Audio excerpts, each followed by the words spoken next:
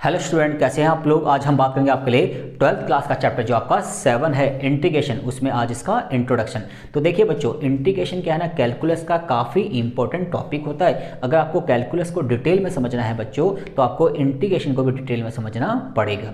अब देखिए बच्चों, आज हम बात करेंगे स्पेशली इंटीग्रेशन क्या होता है, उसके बेसिक की पॉइंट पे। ये सभी बेसिक की पॉइंट आपको इंटीग्रेशन को समझने में काफ़ी हेल्पफुल रहेंगे।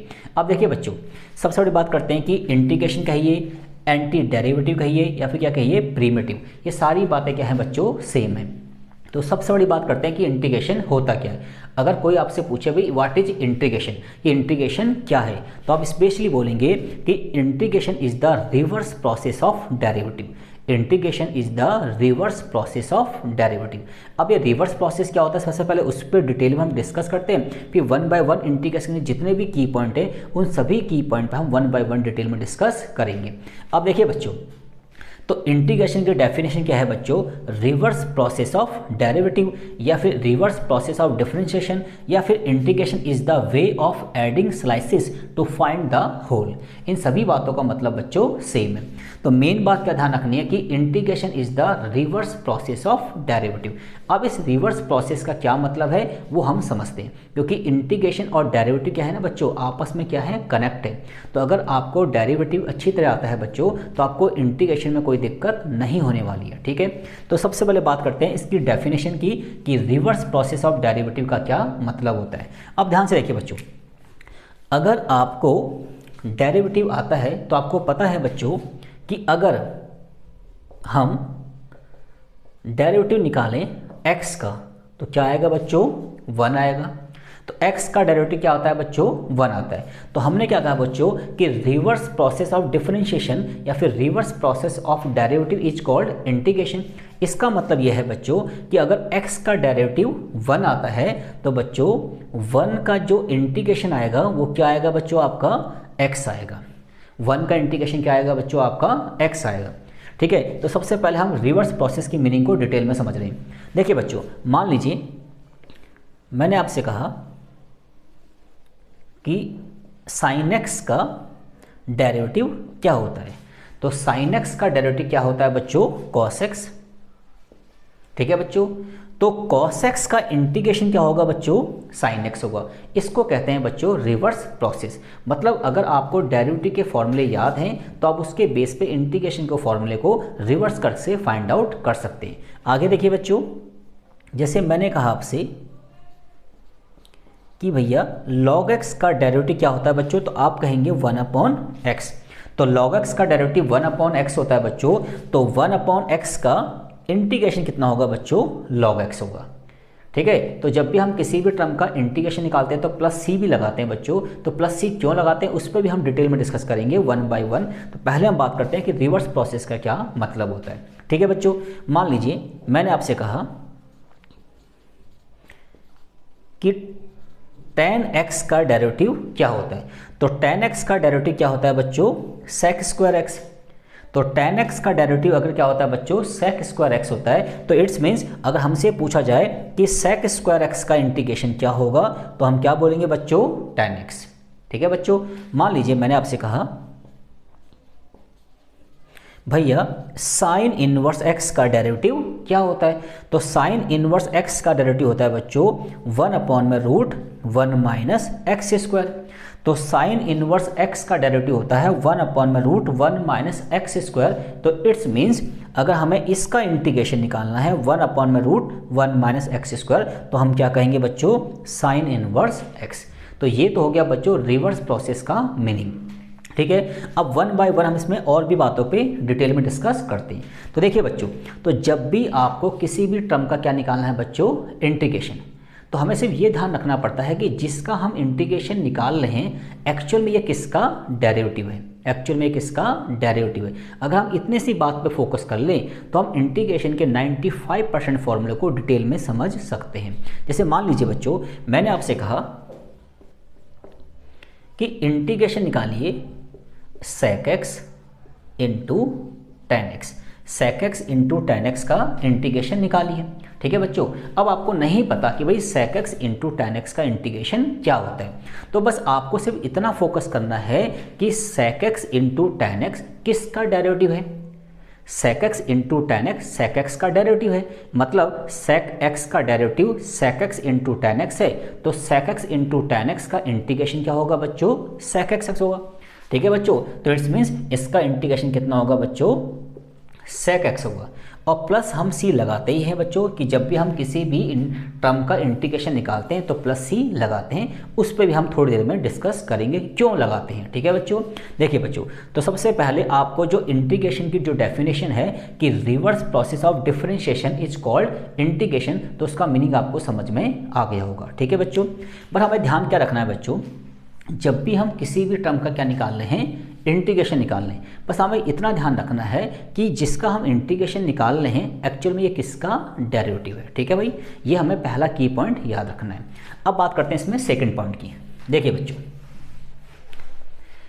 अब देखिए बच्चों, ये हो गया हमारा पॉइंट नंबर 1 कि रिवर्स प्रोसेस का क्या मतलब होता है। इस तरीके से हम सभी फॉर्मूले को इन्वेंट कर सकते हैं। ठीक है बच्चों, आगे देखिए, अब पॉइंट नंबर अगर 2 की बात करें बच्चों, पॉइंट नंबर 2 की बात करें तो देखिए बच्चों, हमें पता है कि एक्चुअल में इंटीग्रेशन के 2 पार्ट है बच्चों, एक है डेफिनेट और एक है बच्चों इनडेफिनेट।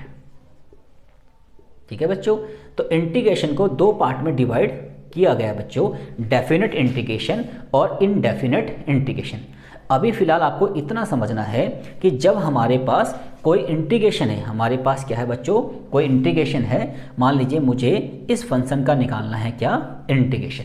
अगर बच्चों इसमें लिमिट दे रखी है, ये लोअर लिमिट होती है बच्चों, क्या होती है, अपर लिमिट। तो अगर किसी इंटीग्रेशन के क्वेश्चन में लिमिट भी हमें गिवन है, लोअर लिमिट और क्या दे रखी है बच्चों, अपर लिमिट, तो इट्स मीन्स ये किसका पार्ट है बच्चों, ये डेफिनेट का पार्ट है। किसका पार्ट है बच्चों, डेफिनेट का। तो हम इस इंटीग्रेशन कहेंगे कि ये इंटीग्रेशन डेफिनेट का पार्ट है। और अगर बच्चों हमारे पास कोई फंक्शन दे रखा है जिसका हमें क्या निकालना है, इंटीग्रेशन निकालना है, और उसमें लिमिट नहीं दे रखी है, तो ये किसका पार्ट है बच्चों, ये इनडेफिनेट का पार्ट है। ठीक है, तो हमें ये भी ध्यान रखना है कि हमारे पास 2 टाइप की इंटीग्रेशन आती हैं, एक डेफिनेट इंटीग्रेशन और एक इनडेफिनेट इंटीग्रेशन।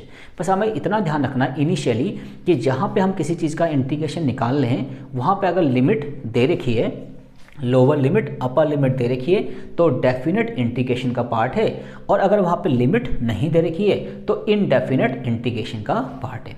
ये पॉइंट नंबर 2 हमें याद रखना है। ठीक है बच्चों, अब बात करते हैं पॉइंट नंबर 3 की। तो पॉइंट नंबर 3 क्या है बच्चों, उस पर भी ध्यान से देखते हैं। देखिए बच्चों, पॉइंट नंबर 3 ये कहता है कि हम इंटीग्रेशन क्यों निकालते हैं बच्चों। वैसे तो बच्चों इंटीग्रेशन कैलकुलस का काफ़ी इंपॉर्टेंट पार्ट है, तो इंटीग्रेशन का यूज़ कई जगह किया जाता है बच्चों, इंटीग्रेशन का यूज कई जगह किया जाता है, पर बेसिकली हमें 2 जगह इंटीग्रेशन का यूज करना पड़ता है। नंबर 1, देखिए बच्चों, मान लीजिए f(x) मेरे पास कोई रियल वैल्यूड फंक्शन है। ठीक है बच्चों, तो हमें इंटीग्रेशन का यूज क्यों करना पड़ता है बच्चों, कहाँ करते हैं, क्यों करते हैं, उसका यहाँ पे मैं आपको रीजन दे रहा हूँ। ठीक है बच्चों, तो देखिए मान लीजिए मेरे पास f(x) कोई फंक्शन दिया हुआ है, ठीक है, और हमने उस फंक्शन का डेरिवेटिव निकाला। ये हमें बच्चों क्या था, गिवन था, तो हमने डेरिवेटिव क्या कर दिया बच्चों, फाइंड आउट कर लिया। ठीक है बच्चों, पर अगर मान लीजिए कि फंक्शन अगर हमें दिया हो तो हम उसका डेरिवेटिव इजीली निकाल सकते हैं बच्चों, पर अगर मान लीजिए हमें किसी फंक्शन का डेरिवेटिव दे रखा है, किसी फंक्शन का डेरिवेटिव हमें दे रखा है और हमें उसकी हेल्प से फंक्शन को फाइंड आउट करना है, तो हम किसका यूज करते हैं बच्चों, इंटीग्रेशन का यूज करते हैं। तो इसका इन शॉर्ट में मीनिंग ये निकला कि अगर हमें किसी भी फंक्शन का डेरिवेटिव दे रखा है तो उस डेरिवेटिव की हेल्प से अगर मुझे उस फंक्शन को फाइंड आउट करना है तो मैं क्या करूँगा बच्चों, मैं उसका इंटीग्रेशन निकालूंगा। ठीक है बच्चों, तो इन शॉर्ट में मैंने क्या कहा कि अगर हमें किसी भी फंक्शन का क्या दे रखा है बच्चों, डेरिवेटिव दे रखा है, और उस डेरिवेटिव की हेल्प से मुझे ये पता करना है कि डेरिवेटिव किसका था, तो उस फंक्शन को निकालने के लिए मैं जिस प्रोसेस का यूज करता हूँ उस प्रोसेस को कहते हैं बच्चों क्या, इंटीग्रेशन। ठीक है बच्चों, तो इन शॉर्ट मैंने आपको समझाया कि इंटीग्रेशन कैसे निकाला जाता है। ठीक है बच्चों, तो दोबारा समझ लीजिए बच्चों, अगर हमें किसी भी फंक्शन का क्या दे रखा है बच्चों, डेरिवेटिव दे रखा है, और इस डेरिवेटिव की हेल्प से मुझे उस फंक्शन को फाइंड आउट करना है, तो उस फंक्शन को फाइंड आउट करने के लिए हम जिस प्रोसेस का यूज करते हैं उसको क्या करते हैं बच्चों, इंटीग्रेशन कहते हैं। ठीक है, तो पहली बात ये होगी बच्चों।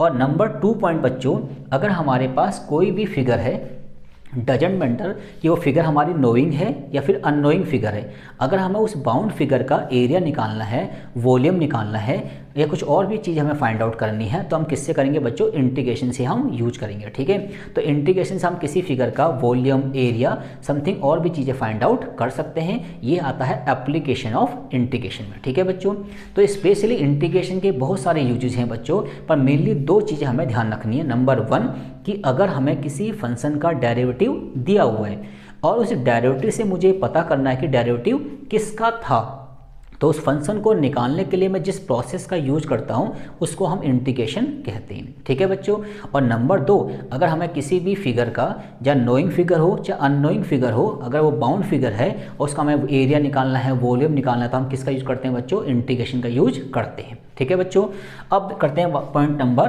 4 की बात।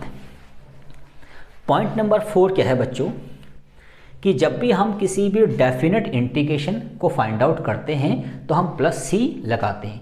या +c क्यों लगाते हैं? जैसे मान लीजिए मैंने आपसे कहा कि x⁴ + 6x का इंटीग्रेशन निकालिए, तो आप कहेंगे x⁴ + 6x का इंटीग्रेशन निकालेंगे बच्चों इस फॉर्मूले की हेल्प से। ठीक है जी, तो हम कहेंगे x⁵/5 + 6 और x का आएगा बच्चों x⁵2/2 + c। तो जब भी हम किसी भी टर्म का इंटीग्रेशन निकालते हैं बच्चों तो +c लगाते हैं। अब +c क्यों लगाते हैं उस पर हम डिटेल में डिस्कस करते हैं। ठीक है बच्चों, पर इससे पहले हम कुछ छोटे छोटे इंटीग्रेशन निकालना सीखेंगे। देखिए बच्चों, इंटीग्रेशन के अंदर एक बात ध्यान रखिए बच्चों, 80 से 90% फॉर्मूले को तो हम रिवर्स करके फाइंड आउट कर सकते हैं, पर जितने भी अलजेब्रिक टर्म का हम इंटीग्रेशन निकालेंगे उनको हम निकालेंगे हमेशा इस फॉर्मूले की हेल्प से। तो अलजेब्रिक टर्म का इंटीग्रेशन तो हम हमेशा क्या निकालेंगे बच्चों, इस फॉर्मूले की हेल्प से निकालेंगे, और बाकी चीज़ों को हम रिवर्स प्रोसेस से भी चेक कर सकते हैं। ठीक है बच्चों, अब देखिए बच्चों, पहले कुछ बेसिक इंटीग्रेशन मैं आपको समझाता हूँ, उसके बाद बताऊँगा कि +c क्यों लगाते हैं। अब देखिए बच्चों, मैंने क्या कहा, जब भी हम किसी भी अलजेब्रिक टर्म का क्या निकाल रहे हैं, इंटीग्रेशन, तो हम इस फॉर्मूले का यूज करेंगे, integration of x⁴n dx equal to x⁴n + 1/n + 1 + c। ठीक है, और n का मतलब क्या है बच्चों, यहाँ पे कोई भी रियल नंबर। अब देखिए बच्चों, तो मान लीजिए मैंने आपसे कहा x⁴ का इंटीग्रेशन निकालिए, तो x⁴ का मतलब कौन सा टर्म है बच्चों, अलजेब्रिक टर्म है। तो हम किससे निकालेंगे बच्चों इसका इंटीग्रेशन, फर्स्ट वाले टर्म से। तो क्या आएगा बच्चों, x⁴ + 1/4 + 1 और +c। तो आ गया बच्चों x⁵5/5 + c। ठीक है, आगे देखिए बच्चों, मैंने कहा 4x⁴ का इंटीग्रेशन निकालिए। देखिए बच्चों, हम इंटीग्रेशन निकाल रहे हैं विद रिस्पेक्ट टू x, तो हमें x वाले टर्म से मतलब है। तो 4 तो बच्चों कांस्टेंट है, 4 को ऐसे ही रहने दीजिए, और x⁴ का इंटीग्रेशन इस फॉर्मूले की हेल्प से निकालेंगे। तो क्या आएगा बच्चों, ध्यान से देखिए, x⁵ + 1/3 + 1 + c। तो इट्स मीन्स क्या आएगा, 4x⁴/4 + c। 4 से 4 कैंसिल कर सकते हैं। ठीक है बच्चों, आगे देखिए, क्योंकि पहले मैं आपको कुछ बेसिक इंटीग्रेशन सिखाऊंगा और फिर बताऊंगा कि +c क्यों लगाते हैं। ठीक है बच्चों, देखिए आगे देखिए बच्चों, मान लीजिए मैंने आपसे कहा कि हमें इंटीग्रेशन निकालना है किसका, sin x + e⁴x + x⁴4। ठीक है, हमें इस टर्म का इंटीग्रेशन निकालना है। अब देखिए बच्चों, मैंने क्या कहा था आपको, अलजेब्रिक टर्म का इंटीग्रेशन तो हमें ऑलवेज निकालना पड़ेगा इस फॉर्मूले की हेल्प से, और बाकी जितने भी टर्म है, ट्रिग्नोमेट्री है, एक्सपोनेंशियल है, इनको हम क्या कर सकते हैं बच्चों, डायरेक्ट रिवर्स प्रोसेस की हेल्प से फाइंड आउट कर सकते हैं। अब देखिए बच्चों, sin x का इंटीग्रेशन क्या होता है बच्चों, माइनस का cos x, और e⁴x का इंटीग्रेशन बच्चों e⁴x होता है, और x⁴ का इंटीग्रेशन हम फाइंड आउट इस फॉर्मूले से करेंगे। तो क्या आएगा बच्चों, x⁵5/5 + c। ठीक है बच्चों, आगे देखिए, मैंने आपसे कहा कि इंटीग्रेशन निकालिए सेक स्क्वायर एक्स, एक्स की पावर 6, ठीक है बच्चों, और यहाँ पे आ गया 1/x dx, ठीक है बच्चों। अब ध्यान से देखिए बच्चों, देखिए एक तरीका तो यह है कि अगर मुझे किसी भी टर्म का इंटीग्रेशन नहीं पता तो मुझे सिर्फ इतना सोचना है कि जिसका मैं इंटीग्रेशन निकाल रहा हूँ एक्चुअल में ये किसका डेरिवेटिव है। फॉर एग्जाम्पल मुझे सेक स्क्वायर एक्स का इंटीग्रेशन नहीं पता, तो मुझे अपने आप से ये क्वेश्चन पूछना है कि सेक स्क्वायर एक्स किसका डेरिवेटिव है, tan x का। तो tan x का डेरिवेटिव सेक स्क्वायर एक्स है, तो सेक स्क्वायर एक्स का इंटीग्रेशन tan x होगा। तो इसका मतलब बच्चों सेक स्क्वायर एक्स का इंटीग्रेशन tan x होगा, प्लस x की पावर 6 का इंटीग्रेशन उस फॉर्मूले की हेल्प से निकालेंगे तो क्या आएगा बच्चों, x की पावर 7/7 प्लस, और 1/x का इंटीग्रेशन क्या होता है बच्चों, log x। कैसे, अरे log x का डेरिवेटिव 1/x होता है, तो 1/x का इंटीग्रेशन log x होगा बच्चों, ठीक है। तो यहाँ पे क्या आएगा, log x प्लस c, ठीक है बच्चों। आगे देखिए, मान लीजिए मुझे करना है x की पावर 4, 6x की पावर 3, 7x की पावर -8 अपॉन में x की पावर 2 का इंटीग्रेशन फाइंड आउट करना है। अब देखिए बच्चों, मैंने आपसे क्या कहा था कि जब भी हमारे पास कोई भी अलजेब्रिक एक्सप्रेशन आ जाए उसका हमें क्या निकालना है बच्चों, इंटीग्रेशन। तो सबसे पहले हम उसको सिंपलेस्ट फॉर्म में क्या करेंगे, कन्वर्ट करेंगे।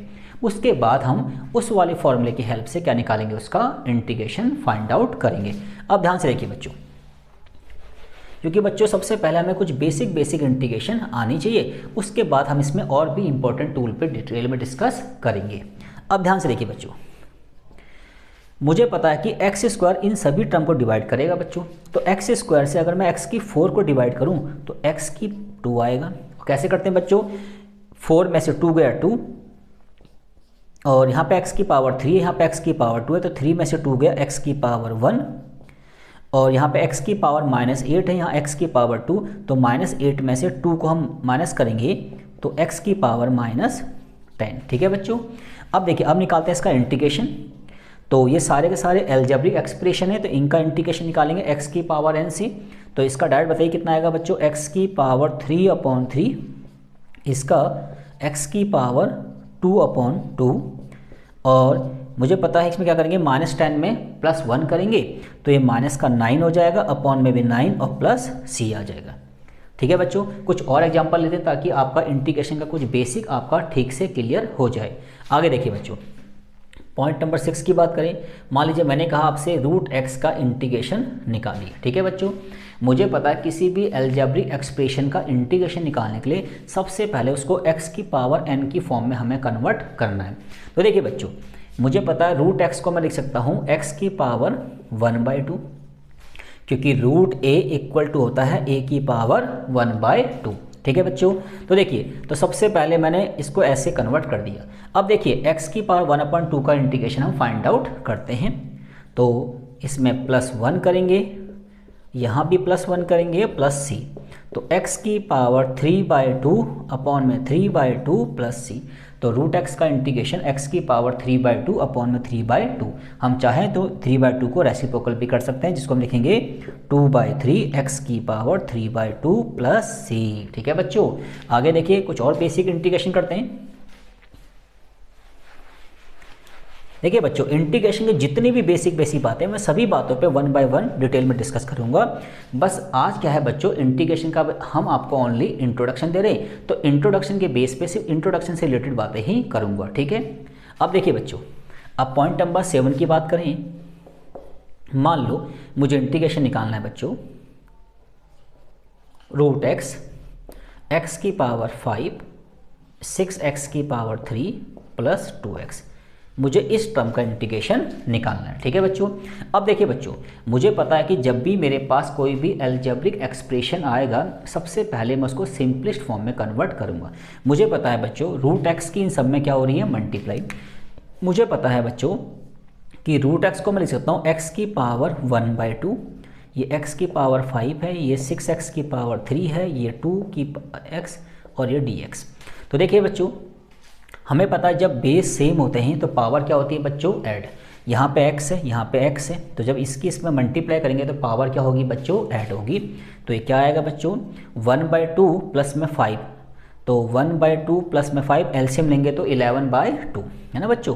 तो इसका आएगा 11/2, ये 6 तो ऐसे ही रहेगा। यहाँ 1/2 प्लस में 3, तो इसका आ जाएगा x की पावर 7/2। यहाँ x की पावर 1 है बच्चों, तो क्या आएगा x की पावर 3/2। आप रफ में जाके ऐसे कर सकते हैं, x की पावर ये 1/2 है और x की पावर 1 है, तो बेस सेम पावर क्या होती है, ऐड, तो x की पावर 3 इस तरह से निकाल सकते हैं बच्चों, पर इसमें टाइम ज़्यादा लगेगा, आप डायरेक्ट भी कर सकते हैं। अब देखिए बच्चों, अब निकालते हैं इसका इंटीग्रेशन। x की पावर n का इंटीग्रेशन इस फॉर्म से निकालेंगे, तो 11/2 में 1 प्लस करेंगे, तो 11/2 प्लस 1, तो ये हो जाएगा बच्चों कितना, 13/2 और नीचे भी बच्चों 13/2 और इसका क्या आएगा 6, तो 6 है, इसमें 1 प्लस करेंगे तो 9/2 और नीचे भी 9/2 और यहाँ पे प्लस 1 करेंगे तो 5/2 अपॉन में भी 5/2 प्लस c। ठीक है बच्चों, तो ये कुछ बेसिक इंटीग्रेशन मैंने आपको निकालनी सिखाई है। ठीक है, इंटीग्रेशन बच्चों काफ़ी वास्ट है, तो 1 बाय 1 हम सभी टॉपिक पर डिटेल में डिस्कस करेंगे, बट आज इंट्रोडक्शन है तो आज हम ज़्यादा बातों पे बात नहीं करेंगे। ठीक है, ये कुछ बेसिक इंटीग्रेशन निकालना मैंने आपको सिखाया। अब मेन बात करते हैं कि हम जब भी किसी इंडेफिनिट पार्ट का इंटीग्रेशन निकालते हैं, इंडेफिनिट इंटीग्रेशन को फाइंड आउट करते हैं जहाँ पर लिमिट नहीं दी होती है, तो हम ऑलवेज क्या लगाते हैं, प्लस सी लगाते हैं। तो सी क्यों लगाते हैं उस पर भी हम डिस्कस करते हैं बच्चों। देखिए, ध्यान से देखिए बच्चों,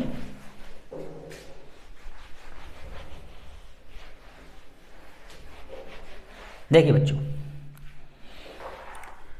तो देखिए ध्यान से देखिए बच्चों, मान लीजिए मेरे पास बच्चों एक fx फंक्शन दे रखा है। ठीक है, मान लीजिए मैंने कहा 4x की पावर 3 प्लस 6x²। ठीक है जी, अब मुझे कहा कि इसका डेरिवेटिव निकालिए, और डेरिवेटिव निकालना हमें अच्छी तरह आता है बच्चों। तो अगर बच्चों मैं इस फंक्शन का डेरिवेटिव निकालूं तो क्या आएगा बच्चों, मुझे पता है x की पावर n का जब हम क्या निकालते हैं बच्चों, डेरिवेटिव, तो nx n-1 इस फॉर्मूले की हेल्प से निकालते हैं, सबको पता है। तो इसका आ जाएगा बच्चों 12x² और इसका निकालेंगे बच्चों तो 12x। ठीक है, तो इसका मतलब ये हुआ कि इस फंक्शन का डेरिवेटिव ये आ गया। तो जो कि इंटीग्रेशन की डेफिनेशन क्या है कि reverse process of derivative is called integration. It's means अगर इस फंक्शन का डेरिवेटिव ये है तो अगर मैं इसका इंटीग्रेशन निकालूंगा तो फिर ये आना चाहिए बच्चों। क्लियर आपका? तो अब चेक करके देखते हैं। तो अगर हम 12x² प्लस 12x का क्या निकालें बच्चों, इंटीग्रेशन। ठीक है बच्चों, ये हमें दे रखा है, ये हमने फाइंड आउट कर लिया। तो अब देखिए बच्चों, फंक्शन दिया हो तो हम डेरिवेटिव निकाल सकते हैं, और हमें ये भी पता है कि किसी फंक्शन के डेरिवेटिव का अगर हम इंटीग्रेशन निकालें तो फंक्शन भी निकल जाएगा। तो हम चेक करते हैं। तो अब हम इस डेरिवेटिव वाले पार्ट का अगर इंटीग्रेशन निकालेंगे तो आंसर ये आना चाहिए बच्चों। चेक करते हैं। अब इंटीग्रेशन निकालेंगे तो इस फॉर्मूले का यूज करेंगे। देखिए 12 तो 12 है, x की 2 का क्या आएगा बच्चों, x की 3/3 और x की पावर 1 है तो x की पावर 2/2 प्लस c। तो देखिए बच्चों 4x की पावर 3 6x का स्क्वायर। ठीक है, अब बच्चा कहता है भाई जब हमें इसका इंटीग्रेशन निकाला तो हमारा आंसर तो मैच कर दिया, तो हमने c क्यों लगाया। देखिए बच्चों यहाँ पे मैंने प्लस c लगा दिया। अब एक एग्जांपल और लीजिए, आपको डिटेल में समझ में आ जाएगा कि c क्यों लगाते हैं। ठीक है, अब इसी फंक्शन को हम ऐसा मान लेते हैं 4x की 3 6x² और यहाँ पे कांस्टेंट टर्म भी ले लेते हैं, मान लीजिए 7 ले लिया। ठीक है, अब इसका डेरिवेटिव निकालिए बच्चों, क्या आएगा, सेम यही आएगा। इसका आएगा 12x², इसका आएगा 12x और कांस्टेंट टर्म का डेरिवेटिव 0 होता है तो ये 0 हो गया। इसका मतलब अब यह है कि इसका अगर मैं इंटीग्रेशन निकालूं तो ये आना चाहिए बच्चों। चेक करते हैं।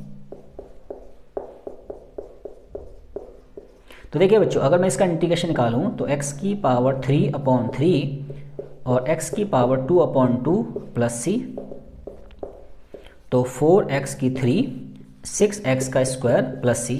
अब देखिए बच्चों मेरा ये वाला टर्म तो बच्चों मैच कर गया, पर 7 तो नहीं आया बच्चों, 7 तो नहीं आया। तो ये जो c लगाया ना बच्चों, मैंने इसी डाउट के लिए लगाया है कि अगर जिस फंक्शन का हम इंटीग्रेशन निकाल लें एक्चुअल में वो किसी न किसी का डेरिवेटिव है, जिस फंक्शन का हम इंटीग्रेशन निकाल रहे हैं वो फंक्शन किसी ना किसी फंक्शन का क्या है, डेरिवेटिव है। और डेरिवेटिव में कांस्टेंट का डेरिवेटिव क्या आता है बच्चों, 0।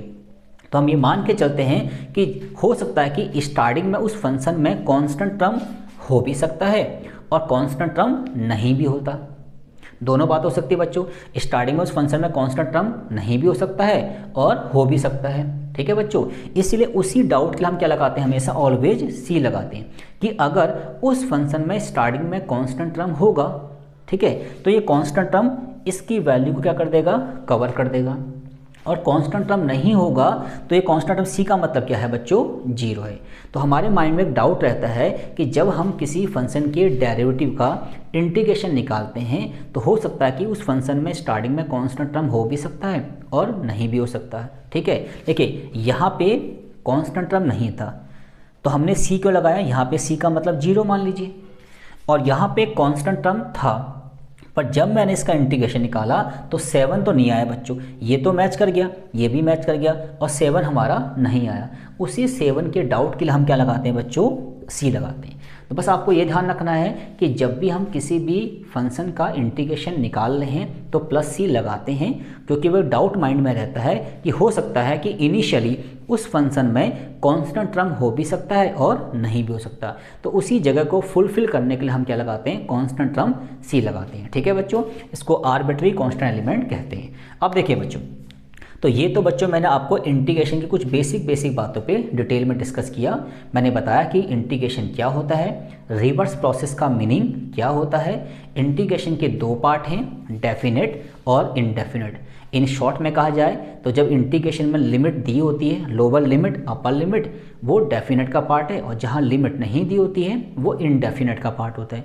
फिर मैंने बताया आपको कुछ बेसिक इंटीग्रेशन करना सिखाया। ठीक है बच्चों, 80 से लेकर 95% तक जो फॉर्मूले होते हैं बच्चों वो तो आप रिवर्स प्रोसेस की हेल्प से फाइंड आउट कर सकते हैं।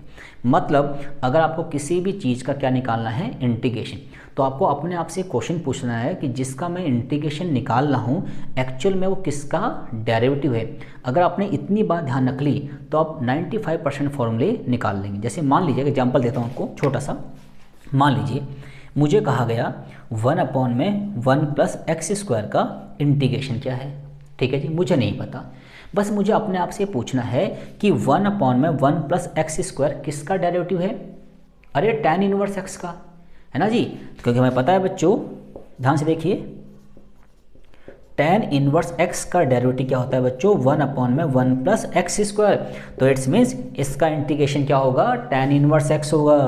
तो इसका इंटीग्रेशन होगा tan इनवर्स x + c। ठीक है बच्चों, और फिर हमने बताया आपको c क्यों लगता है, क्योंकि बच्चों एक छोटी सी बात ध्यान रखनी है, हम जिस भी फंक्शन का इंटीग्रेशन निकाल रहे होते हैं वो किसी ना किसी का क्या होता है बच्चों, डेरिवेटिव होता है। और डेरिवेटिव तो कांस्टेंट का 0 होता है, तो जब हम इंटीग्रेशन निकालते हैं तो कांस्टेंट टर्म फाइंड आउट नहीं हो पाता। उसी डाउट के लिए हम क्या लगाते हैं बच्चों, सी लगाते हैं कि अगर कांस्टेंट टर्म स्टार्टिंग में नहीं था तो सी हमारा 0 होगा, और अगर कांस्टेंट टर्म होगा तो सी हमारा उस कांस्टेंट टर्म को फुलफिल कर देगा। ठीक है बच्चों, तो ये कुछ बेसिक बातें मैंने आपको इंटीग्रेशन के बारे में आज बताई, और उम्मीद है कि चीज़ें आपको समझ में आ गई होंगी। और स्टूडेंट, अगर आपको मेरी वीडियो अच्छी लगी तो इसको लाइक कीजिए, शेयर कीजिए एंड सब्सक्राइब कीजिए। Thank you guys.